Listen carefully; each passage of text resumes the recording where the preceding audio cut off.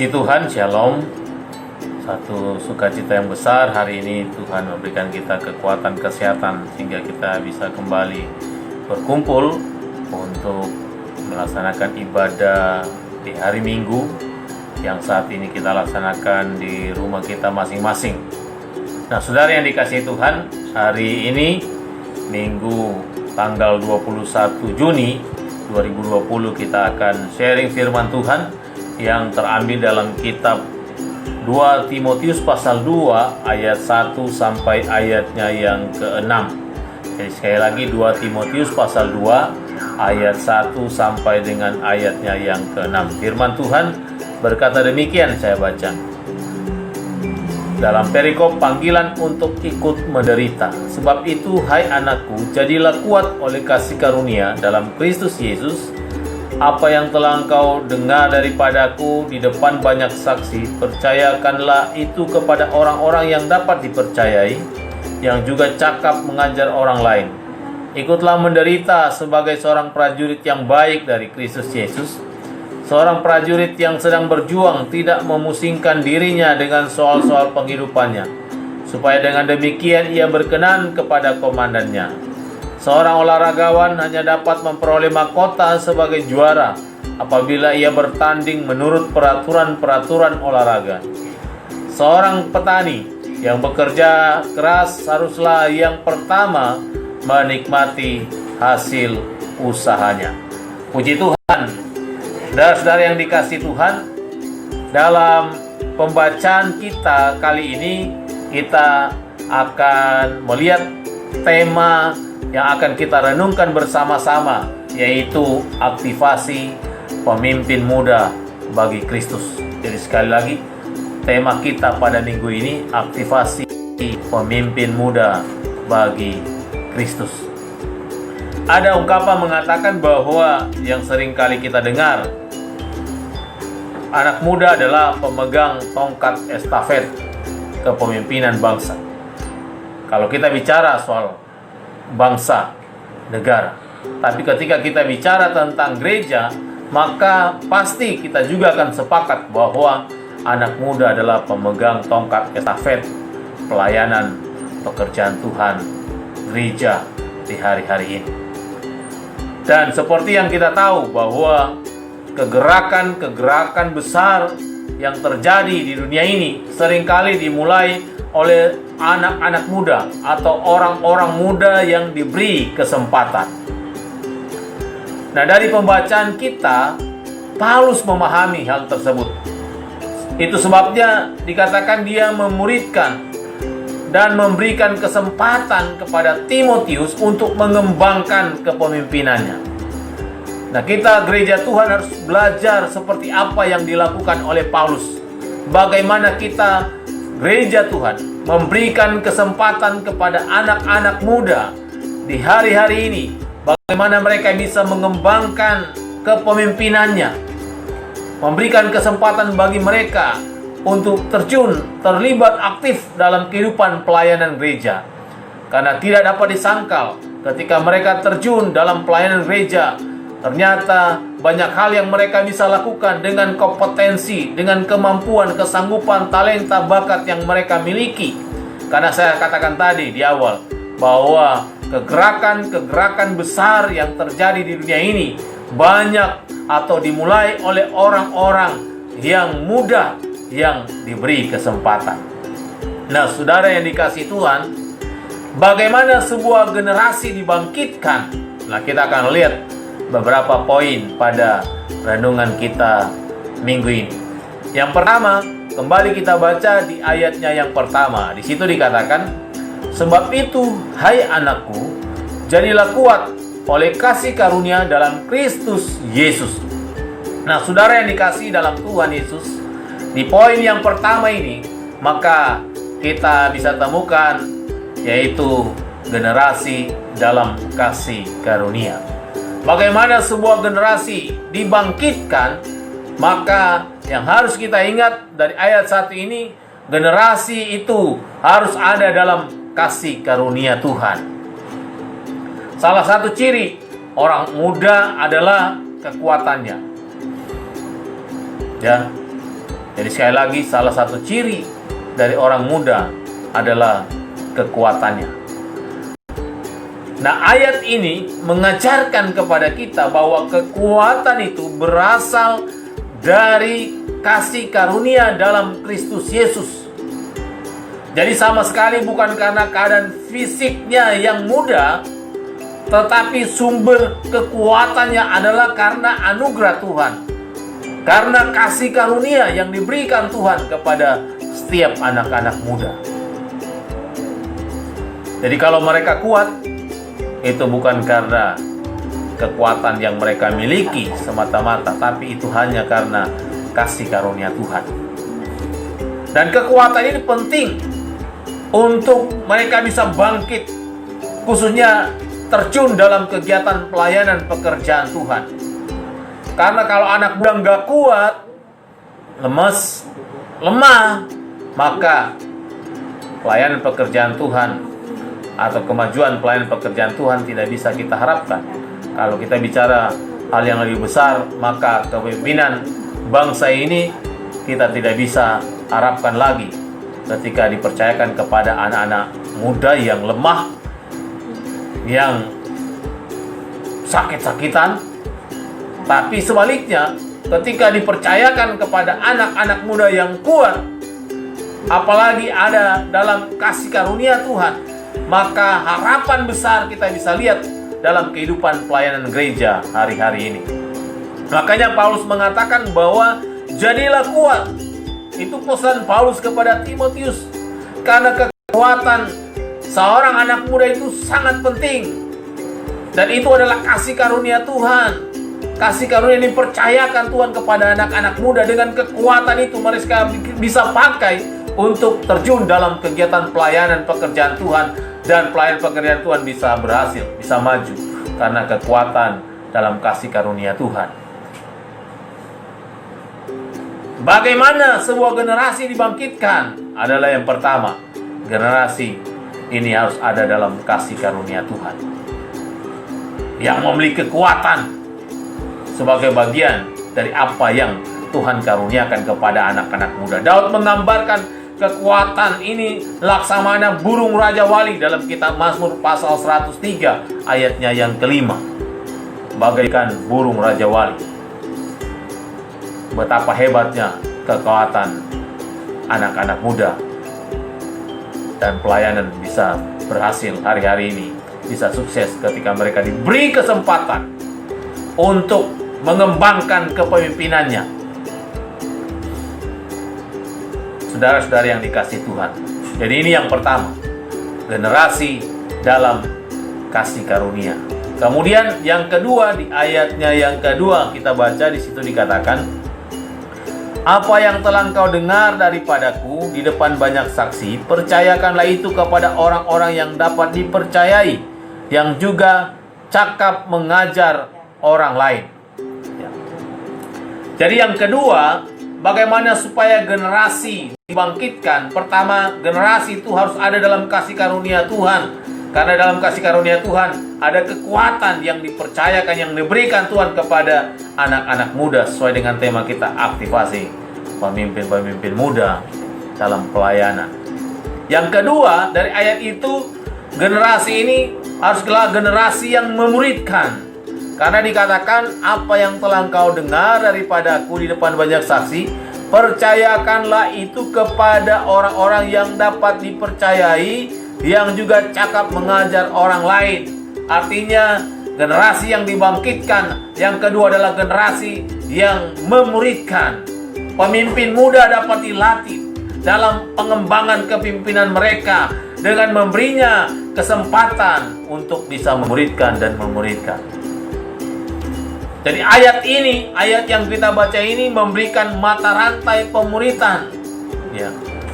Bahwa Paulus memuridkan Timotius, yang pertama.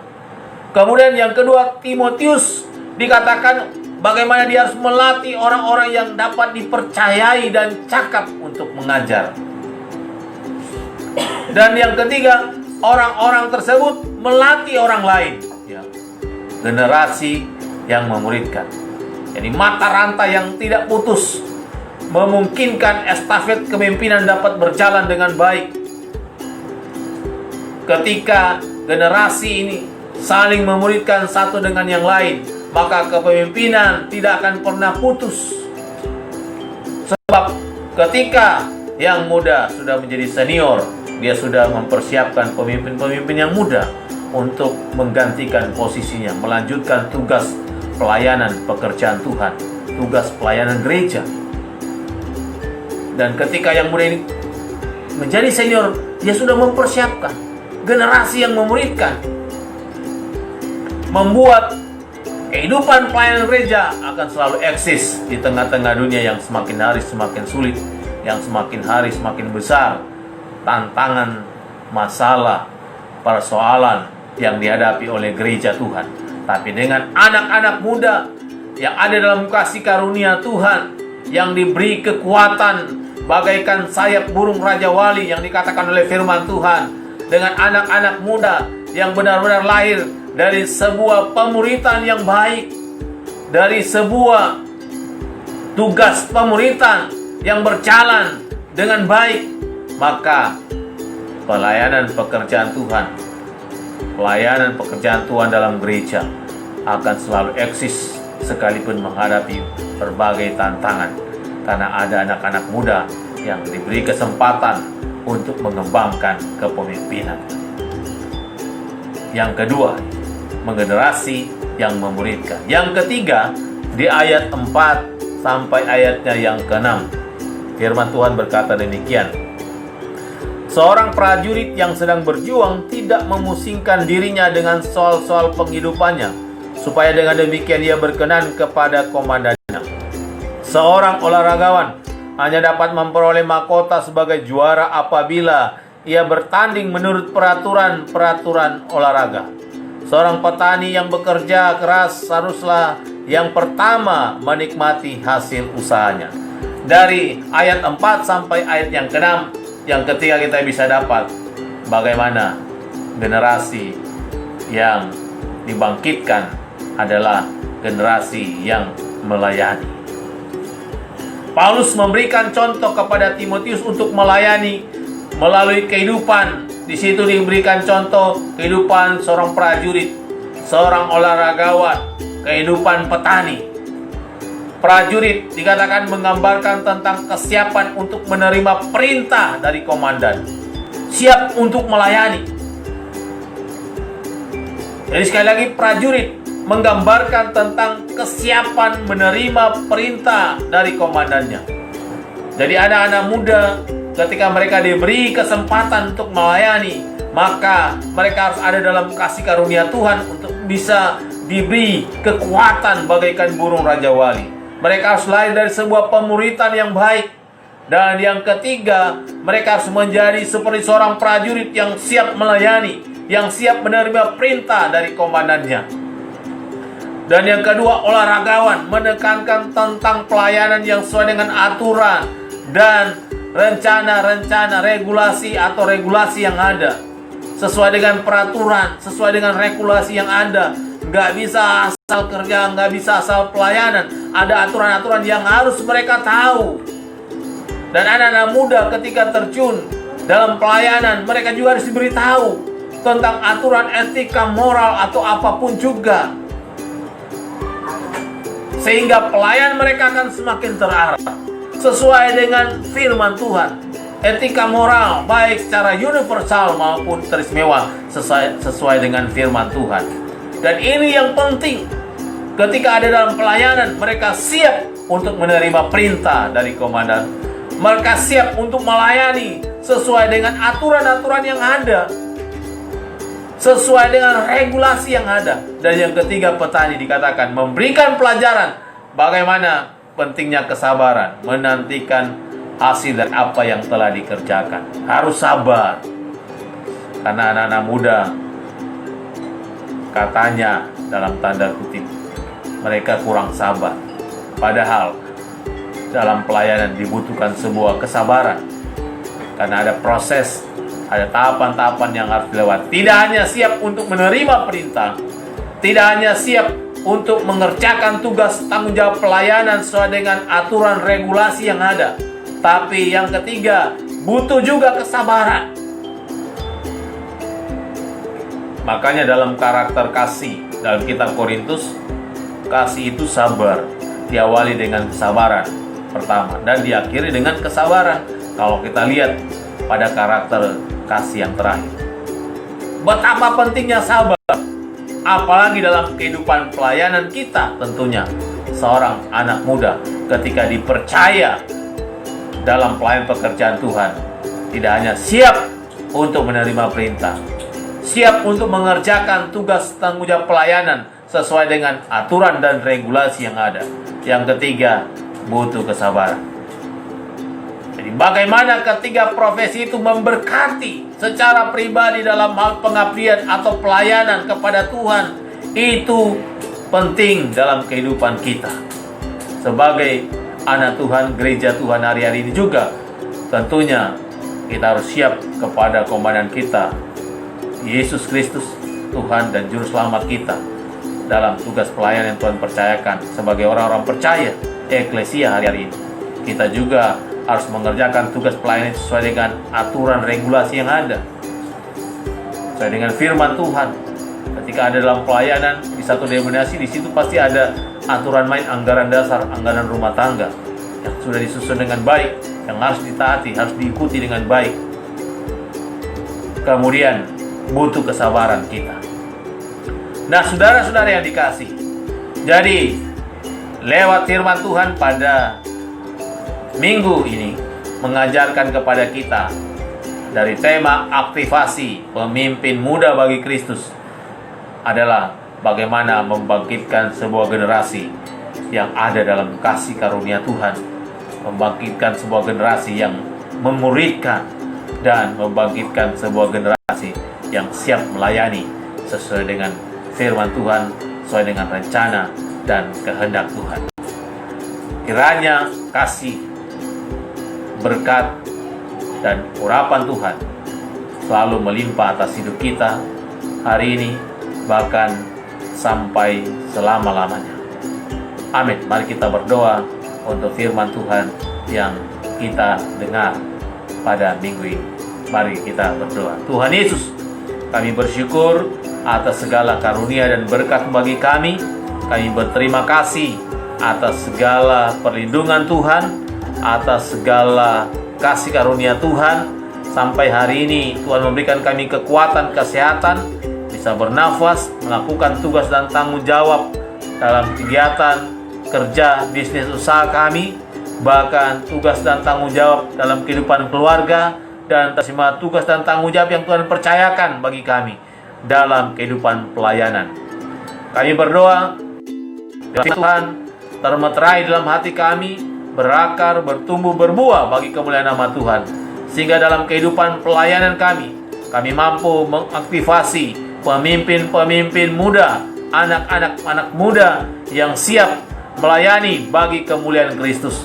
Bagaimana mereka selalu ada dalam kasih karunia Tuhan, bagaimana mereka selalu siap untuk dimuridkan, bagaimana mereka siap untuk melayani. Dan kami percaya hanya dengan pimpinan kekuatan Allah Roh Kudus memampukan kami sebagai pelayan-pelayan untuk dapat menjalankan kebenaran firman Tuhan, mempercayakan anak-anak muda kami untuk terlibat aktif dalam pelayanan.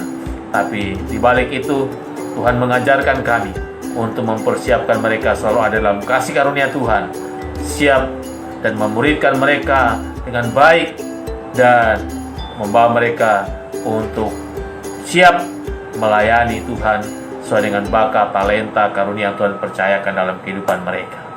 Terima kasih untuk firman-Mu Tuhan.